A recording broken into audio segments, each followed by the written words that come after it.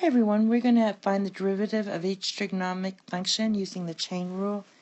This is part 5 and I'm going to do two problems here. The first thing I want to do is write this in terms of sine and cosine. So I know this is cosine of v and cosecant 1 over sine.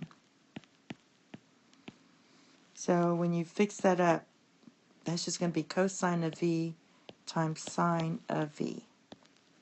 And this is what I'm going to take the derivative of. Makes it a lot easier.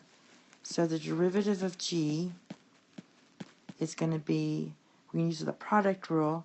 So we write down cosine of v times the derivative of sine of v is just cosine of v. And then plus, you write your second part, which is sine of v times the derivative of cosine. And the derivative of cosine is negative sine of v. And this gives you cosine squared of v minus sine squared of v. This is my double angle identity for cosine. So this equals cosine 2v. Now the next one we're going to do is this one. So I'm going to go ahead and leave it like this. And I'm going to use the chain rule. So the first thing I'm going to do is take the derivative of secant squared. And the derivative of secant squared is secant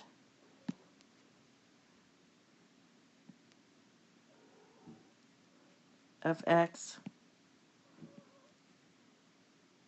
times tan of x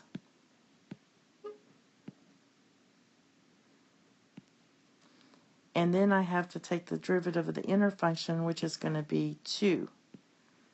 So 2, we had to write secant first, I forgot about that. Secant, and then you're going to write of x times secant of x times tan of x, and we still have the 4, and then you have to take the inner function, which the derivative of that is just going to be 2x,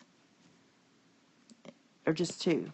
So our answer is going to be 8 secant squared of x times tan of x. I think what I forgot to say on this is you could write this as 4 times secant x squared. So basically what you're doing is you're taking the derivative of this, you do your chain rule and you get your 8, and you write 8 secant of x. Then you take the derivative of secant, which is secant x tan x. All right. That's all. Thank you. Have a nice day. Bye-bye.